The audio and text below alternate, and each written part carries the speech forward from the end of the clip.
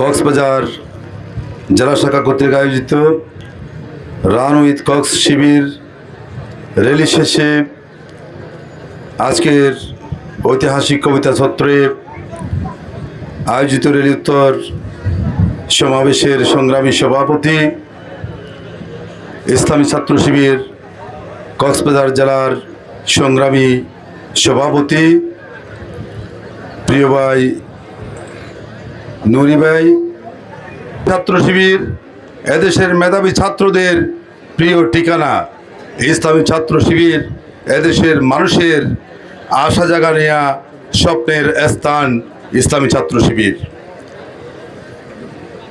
ইসলামী ছাত্র শিবিরের সামনে বিশাল কাজ এখনো রয়ে গেছে। আমরা একটি স্বপ্নের বাংলাদেশ গড়তে চাই, আমরা একটি সোনার বাংলাদেশ গড়তে চাই। আমরা বাংলাদেশে এখনো দেখছি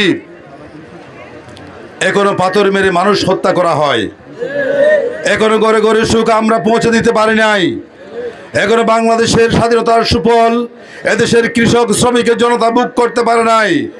আমরা যে বৈষম্যের বিরুদ্ধে আন্দোলন করেছিলাম, যে অন্যায় জুলুমের বিরুদ্ধে এদের স্বাধীন করা হয়েছিল, সেই অন্যায় থেকে আমরা কোনো মুক্ত হতে পারি নাই। সেই বৈষম্য থেকে এদেশের তরুণ ছাত্র সমাজকে আমরা বের করে আনতে পারি নাই। এদেশের মানুষকে আমরা সেই বৈষম্য মুক্ত একটি সমাজ দিতে পারি নাই। ইসলামী ছাত্র শিবির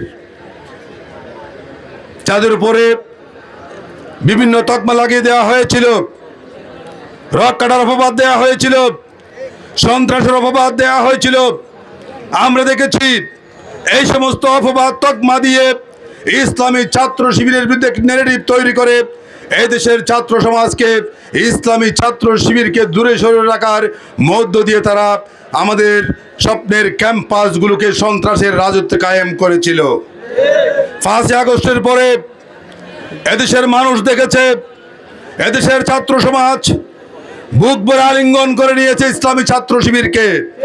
এদেশের মানুষ আজ একটি স্বপ্ন দেখে ইসলামী ছাত্র শিবিরের দেওয়া তৈরি করা ওই সমস্ত ক্ষুধাভীরু সৎ যোগ্য নেতৃত্ব যখন বাংলাদেশের হাল ধরবে, তখন বাংলাদেশের মানুষ প্রকৃত স্বাধীনতার স্বপ্ন স্বাদ বুক করতে পারবে।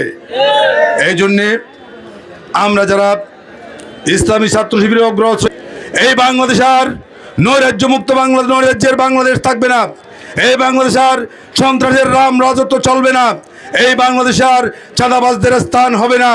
এই বাংলাদেশ আর টেন্ডারবাজ চুরদের স্থান হবে না। আগামী দিনের স্বপ্নের সোনার বাংলাদেশ গড়ার জন্যে ইসলামী ছাত্র শিবির এই মহান বিজয় দিবস থেকে অঙ্গীকার ব্যক্ত করতে হবে। আগামী দিনের বাংলাদেশ শুধু সম্ভাবনার, আগামী দিনের বাংলাদেশ শুধু কল্যাণের, আগামী দিনের বাংলাদেশ আমরা সন্ত্রাস মুক্ত, নৈরাজ্য মুক্ত, বৈষম্য মুক্ত বাংলাদেশ গঠন করবো ইনশাআল্লাহ। এই জাতির প্রত্যাশা পূরণে ইসলামী ছাত্র শিবির তাদের উপরে অর্পিত গুরুদায়িত্ব পালন করে আগামী দিনে জাতিকে কাঙ্ক্ষিত লক্ষ্যে পৌঁছানোর জন্যে মেধাবী সৎ এবং যোগ্য নেতৃত্ব হয়ে আমরা সবাই ইসলামী ছাত্র শিবির নিজেদেরকে গঠন করব। এই প্রত্যাশা ব্যক্ত করে ইসলামী ছাত্র শিবিরের হাত ধরে আগামী দিনের সোনার বাংলা গড়ার প্রত্যয় ব্যক্ত করে আমি সকলকে আন্তরিক মোবারকবাদ, শুভেচ্ছা এবং অভিনন্দন জানিয়ে আবারও বিজয় দিবসের শুভেচ্ছা জানিয়ে আমার বক্তব্য এখানে শেষ করছি।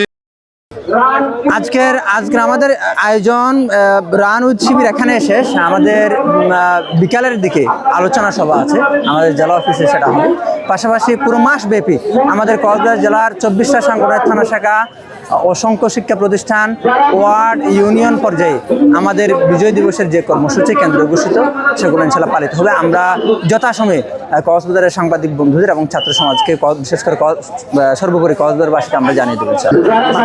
আমি আসলে রান করতে করতে এটা আমি চিন্তা করছিলাম, এটা হচ্ছে আসলে 24-এর গণঅভ্যুত্থানের যে কর্মসূচিগুলো আপনি দেখবেন, এই কর্মসূচিগুলো আসলে ইউনিক। অনেকে বলছিল এটা কলকাতা থেকে ধার করেছে, আবার কেউ বলছে এটা কিউবা থেকে ধার করেছে, কেউ বলেছে এটা তুরস্ক থেকে ধার করেছে বা ইউরোপ থেকে ধার করেছে। আসলে না, চব্বিশের গণঅভ্যুত্থানের যে কর্মসূচিগুলো ছিল, এখানে ছাত্র শিবিরেরও সিদ্ধান্ত ছিল, অর্থাৎ অসংখ্য কর্মসূচি ছাত্র শিবিরের তৎকালীন দায়িত্বশীলদের মাথা থেকে এসেছিল। হ্যাঁ, অন্যান্য যারা ছিল, যারা সমন্বয় করতো কর্মসূচিগুলোর নাম তাদেরও ছিল, শিবিরেরও ছিল।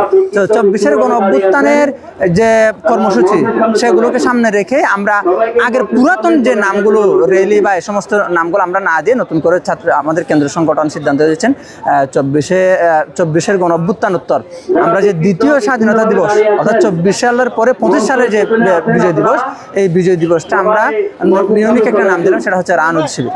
আর নতুন